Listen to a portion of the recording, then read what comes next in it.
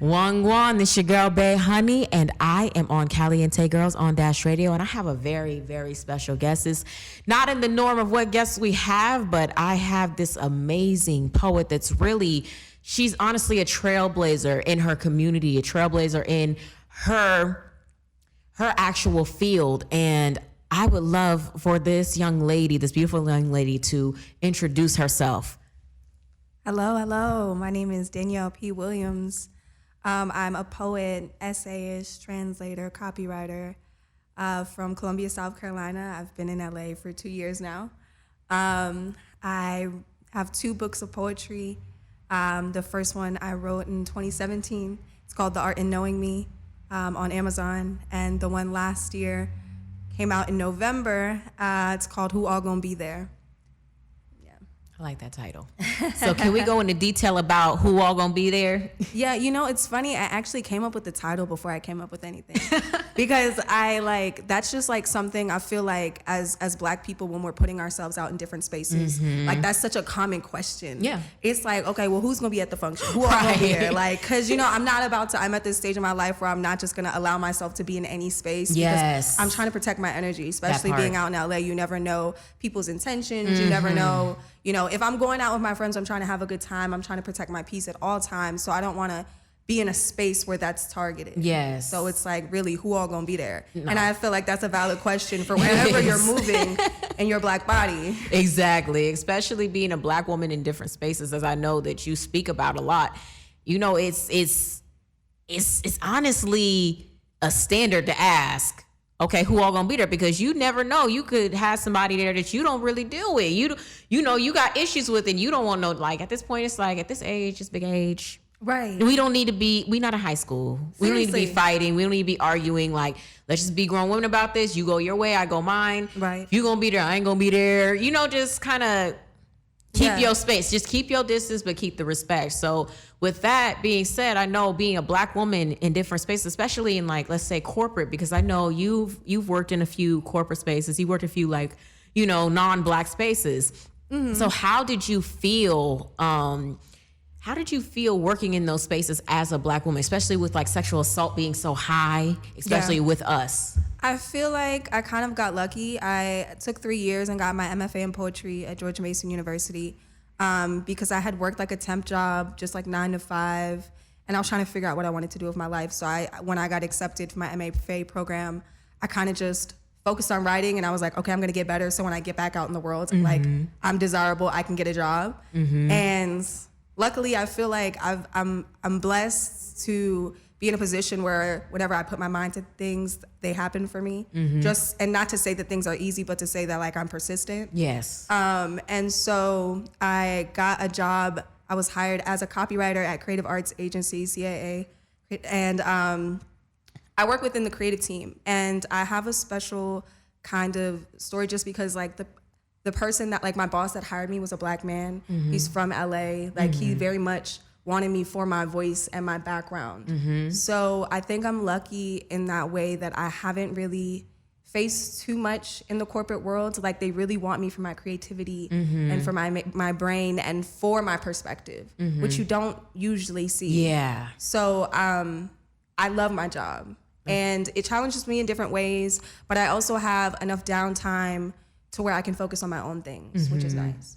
That's good. So that gives you the space, and you're actually doing what you love, which is writing. Yes. It's crazy. So many people, professors, just in my life, like when I'm like, I just want to write, they're like, okay, well, good luck with that. And I'm like, well, that's the first job I got out of grad school. Like, don't, manifestation is real. Right. A lot of people will try to make you doubt your dreams, especially if it's out of the norm, especially if you're not saying you want to be a doctor or a lawyer or a nurse or something like that, something practical. Right. When your dreams are more than practical, there's going to come with a lot of doubt. But see, it's up to us as trailblazers, as generational curse breakers and cycle breakers to really like challenge that. Exactly. And I can sense from your aura, even when I first met you, I can sense from your aura, you're a rebel. You got a rebel spirit. And to be honest, that's what you need, especially in this industry, especially even in your field, in every field. Don't be afraid to ask questions. Don't be afraid to push the envelope. Not everybody can go with the grain. Right. We got to have some rebels in there, And honestly, I really want to ask, what inspired you to start writing? What age were you for your first poem? Like, what really got you to where, like, hey, I want to do this? Yeah. So I've never been the type of person that like wrote in diaries. Like whenever I tried to like write my thoughts down, they would always manifest in like stories or poems or ideas. So I could never just be like, this is what I did today. Like it always like, it's like my brain always tried to do something else, like kind of thing. I don't know if that was distracting me from what was going on in my real life, kind of a way for escape even at an early age. But I know that I was in second grade, I was in Miss Little's poetry club. And I'm pretty sure I'm like, okay. I think back now and I'm like, we probably were just learning how to like read and write. Like, but I remember being very adamant about joining that just because even like as a young person, I knew I liked words and what they could do more than any other subject. And I started taking piano lessons when I was like 8 and then got into orchestra and was playing string instruments. And then I kind of felt like it was a similar feeling to when I was writing, like a different way of release. And I feel like when I got into college, I like experienced more of like performing and like my sorority sisters and the people that I was in different organizations with encouraging me and putting me up for different things because they'd read some of my stuff and they're like, people need to hear this. And I remember in high school, I went to a performing arts boarding school in South Carolina Governor's School for Arts and Humanities. And they had music, drama, dance, creative writing, visual arts. And I was actually there for a viola performance. So I kind of felt like because there were people, because we were already labeled in these groups, that I couldn't be a creative writer. That I couldn't like openly share that because there were people that were there for that. Like, you know, as a 15, 16-year-old, like that was my mindset. So it was very much like a secret like thing that I loved. And it wasn't until I got to college and I started taking more creative writing classes and sharing my work with more people that I realized that people like resonated with what I was talking about. People felt it. And it almost felt like an alter ego sometimes. Like, you know, when I perform, people are like, you're such a jokey, like kind of free spirit person. But like when you read your poetry, you're like transported. Your Sasha Fierce comes out. So it's like, I mean business. Like you're going to listen to what I have to say. Exactly. And more Black women, more women of color need a voice from that perspective, because a lot of the time we are silenced, especially when there's injustices, especially when there's things that happen. We're told to be quiet and just deal with it. Just deal with it, you know, but for you writing in your poetry, that's your way of rebellion. That's your way of, hey, I'm going to speak on what's going on in my life. I'm going to speak on this. Right. I feel a way about this. You know, and that is very powerful for Black women. That's very powerful for young Black girls, because we need more Black women on platforms being able to speak up for us. Exactly. And I also wanted to get into your background, because I know you said you're from South Carolina, but you are actually, you know, partially Afro-Polynesian. So So I'm Black and Chamorro. My grandma is from Guam and my grandpa's from Saipan. And so it's a chain of islands, the Mariana Islands. There's other islands close by, Tinian, Rota.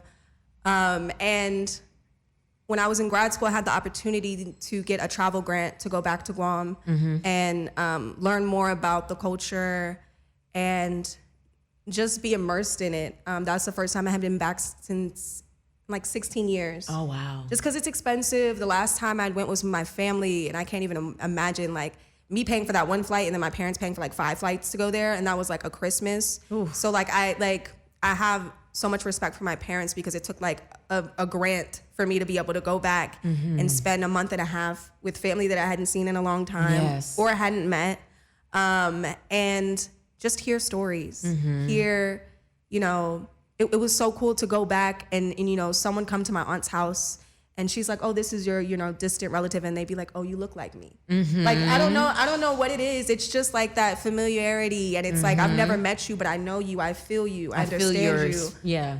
And just getting connected to, you know, your ancestors. And like in islands like that, like it's such a prevalent presence. It is. And understanding.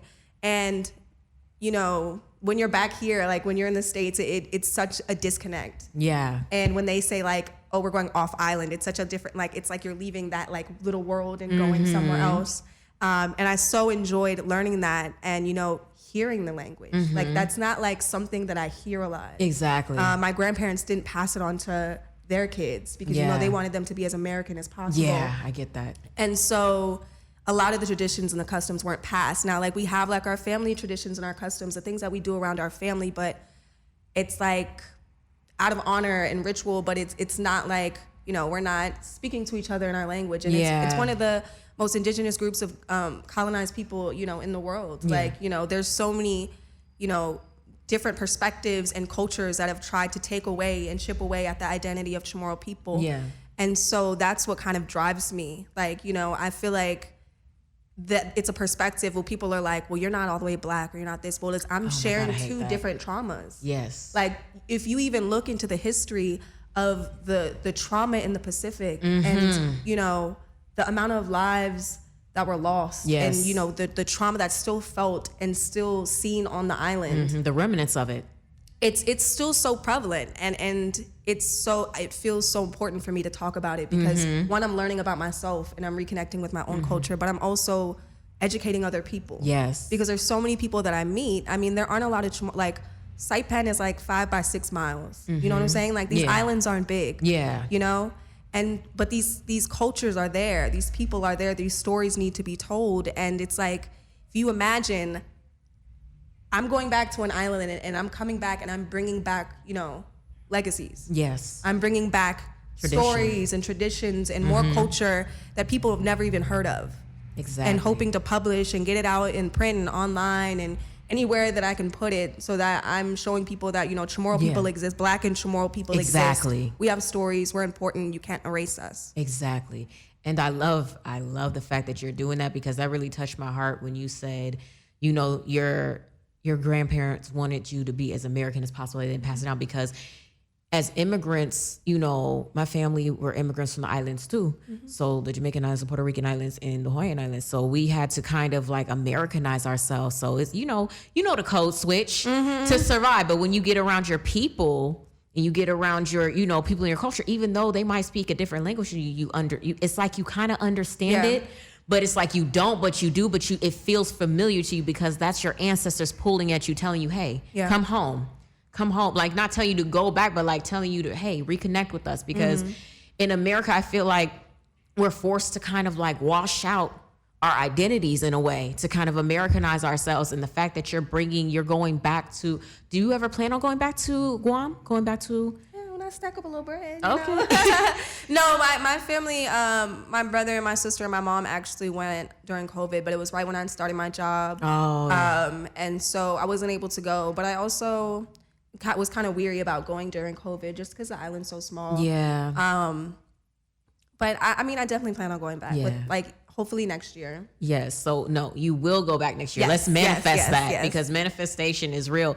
And honestly, I really, for some reason, I don't know. I got this, like, I don't know if you believe in like downloads, spiritual downloads or not, but I got this download and I think that you should do it because you said your people have a voice too. I think that you should do a documentary going back to, you know, Guam and going back and actually reconnecting with your people and your family members, going back and reconnecting and really just showing the world, you know, and, you know, maybe, who knows, it could get picked up by Netflix because I feel like there needs to be some type of light shed on Afro-Polynesians and people in those different island cultures because they try to erase it so much and act like we don't exist. But in America, when we're here as Black women, we do identify as Black women, but then they're like, oh, you're not even full Black. I hate hearing that because it's like we have not only the trauma of being a Black woman, but the trauma of our other cultures is what you said too.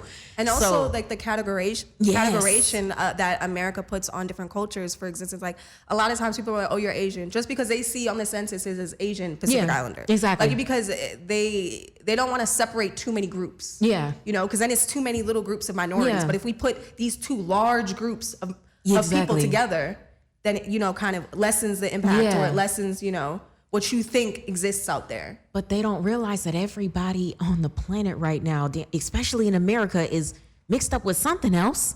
That's crazy, isn't it? And it's you know, it's like a lot of white people, man. It is. It's like one drop. Okay, well, everybody got to drop. Everybody got to drop, like one drop, right? So I had a funny story because I'm less than 10% Polynesian, but I grew up around Polynesia. I grew up around the Samoan culture, but I'm Afro-Hawaiian.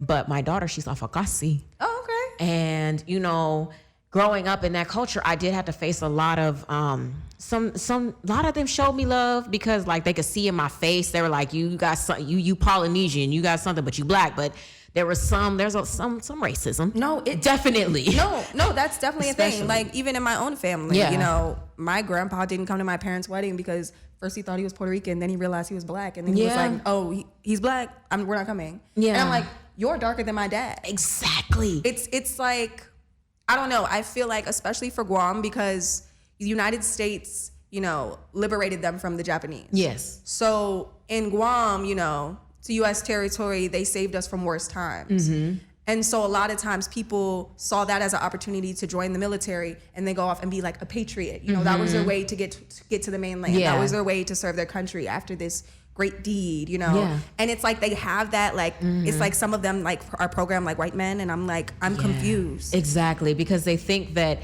lighter is better and darker is worse. But at the same time, it's like, you know how many Samoans that I've ran into that had the same texture hair as me? I mean, same skin color.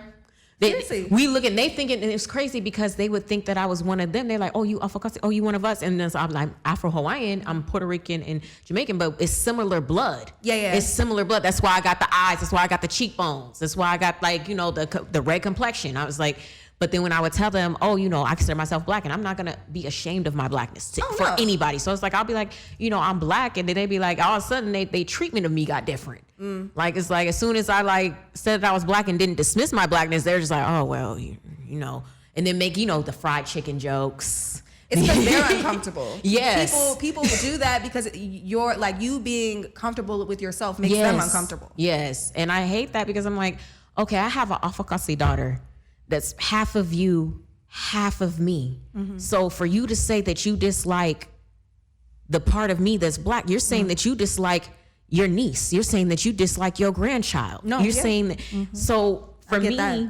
for my daughter, it's like I want to raise her not to be ashamed of her blackness and not to be ashamed of her other cultures too, because like I used to hate being around, especially you, I think you would know too, being in an Afro-Polynesian environment, like, you know, coming from Guam, you know, anything good, they would get to the other side. Like, oh, you know, I have family that's Puerto Rican. Oh, that's your Puerto Rican side. That's your Hawaiian side. That's your this. And anything bad, it'd be like, oh, that's your black side. And I don't want that to There's happen. negative attributes. I didn't want for that to happen with my daughter. And so I only bring her around family members that embrace all of her. Like, That's so good. Like, if I hear anything, like, let's say like an uncle or something says, oh, well, you know, oh, you got long hair because that Polynesian in you. And then they look at, if they assume that I'm bald headed and they see all this hair flowing down my back and they like, oh, that must be Hawaiian side. That must be your Puerto Rican. I'm It's the microaggressions from family members that like really like, it gets you. I'm like so happy that you're doing that with your daughter, just because it's like, I still get that. Yeah, you know, I do too. I'm 28 and I'm still having to like look at family members like I'm a black woman. Exactly. Like, you know, you see me as this, you see me as, oh, my dad is like, but what, that how I operate in the world. I'm still Nobody human. knows. Most people don't know what a Chamorro person is. Exactly. They see me, they're probably gonna think I'm black. They're probably gonna assume other things about me. Yes. But I'm still a black woman. Yes, exactly. And that's why it's so important, especially in kids. Like my daughter, I tell her, look, you're black, you're Samoan, and you're Puerto Rican. And that's what you are. But everything inside of you is just as equal. Nothing's better, nothing's worse. And I tell my daughter to look in the mirror every day because, you know, you've seen my daughter. Beautiful. She looks like literally the life version of Moana. Seriously. So beautiful. And I make her look at herself in the mirror every day. And I tell her, I'll make her look herself in the mirror every day. Like, I tell her, you're beautiful. Everything about you, your curly hair, your full lips, your cheek, everything. You're beautiful. Your skin tone, everything. Because I've been around family members where they were like, oh, well, I've seen them like treat like the Afakasi kids like, oh, well, that's their black side that's doing all that bad stuff. And it's the Samoan side that's doing. And I hated that. I would just look at them sideways like, what the hell? You know, like, look at them like, why? Like, why would you do that? It's like, so unnecessary. It's very, and it's like, I feel like they're putting their insecurities onto another person. They're And it's projecting. like, They're definitely granted, projecting. like, nobody's better than anybody. I'm not saying to not be proud of your culture, because everybody needs to be proud of their culture, but don't put nobody else's culture down to do so. So with my daughter, I'm instilling that in her, and I only bring her around people that love her for her. Yeah. Because for me, it messed my head up being Black and Puerto Rican. Like, they're like, oh, that's your Puerto Rican side. Oh, that's why you got that long hair. That's why you pretty. I'm like, no, I'm pretty because of everything in me. There are Black women that are full Black in Africa that man, I can't even hold a candle to them. Just fine. Just this gorgeous, beautiful, just freaking ebony skin, just gorgeous. And I'm looking at them like, girl, I ain't even got a chance. Like, and then they think the misconception Black women can't grow their hair. No, it's just they just have an altered perception of what beauty means. They have those standards, and for Black women, I think that people should at least travel the world at least once. That's what I tell everybody. Travel the world at least once, because you'll see that not all Black women are the same. No. I've seen some women from Cameroon. I've seen some Somali women, some Liberian women that I'm just like, hair down to their butt, just skin glowing, popping. And I'm just like, girl, I couldn't beat you on my best day, but baby, and then people they fetish mixed women in America. Which is hard, especially in the love life category. Yeah. Because they fetish us, and they're like, oh, because you're mixed. I don't date guys that emphasize the fact that I'm mixed. I'm like, I'm Black. And it makes them uncomfortable when I'm like, no, I'm Black. I had guys telling me to tell people that I was Puerto Rican. Straighten my hair, tell them, just straighten your hair and tell them that you straight Puerto Rican. First of all, you should feel some type of way about you telling me how to identify. Exactly. But, it's like that, and I'm so happy that you're speaking on that. And honestly, I really just want to thank you for coming in. I really want to thank you for, we got some fans. I really want to thank you for, coming in and just really just expressing that. And honestly, I would love for you to read one of your poems. Oh, yeah. I would love for you to read one of your poems. Okay. You don't have any requests? Let's see. No, just okay. Whatever you feeling at the moment. Okay, I'll read the one where the title of my book comes from. It's a really long title. Move along, sir. Move along. When I, a Black woman, am told, smile, calm down, retreat back inside of yourself for the comfort of others. I ain't trying to crawl out my own skin, but that's often where my day begins. The forced open cage of teeth, smiling, smiling, smiling white. The distinct feeling of poison in your throat, of always being ready for attack. I'm a snake, slithering in a world of tangled jungles. I'm a sinner with my dancing shoes on, never where you want me. I'm a woman of many worlds, a national treasure, a nation of retreat. I'm a Black woman. Black woman, Black woman, Black woman, existing here, right in your damn face. And I ain't got the motherfucking time, no time. Time was never on my side. Can't tell you how many times before deciding on whether or not to pull up to the function I asked, who all gonna be there? Cause I won't let nobody take away my body. You gotta understand, it ain't no one sideshow. No peep show, no, ain't a body at all. Just beauty and glimmer, its own magic, shining even when it's not. And I show up when I can, but it's no easy task. Living, wearing danger on your skin, sending caution with coded messages. Who all gonna be there? Who all gonna be there? Who all gonna promise to protect the stars? I love it. That's like, you have a whole different personality when you, and it just gave me voice. It gave me chills. I heard it on the recordings. I've heard it, but in person, it's just that much more powerful because I know that it's coming from the heart and I know that it's coming from a real place. So I would like to thank you for coming, and I'd like to thank you for blessing us with your presence and your energy. Please tell the people where to find you. Yes. You can find me most places at Danielle P. Williams. My website is daniellepwilliams.com. You can find me on Instagram there. My music's under Danielle Page as well, but all my books will be under Danielle P. Williams. Thank you so much. And this is BaeHoni with Kaliente Girls on Dash Radio.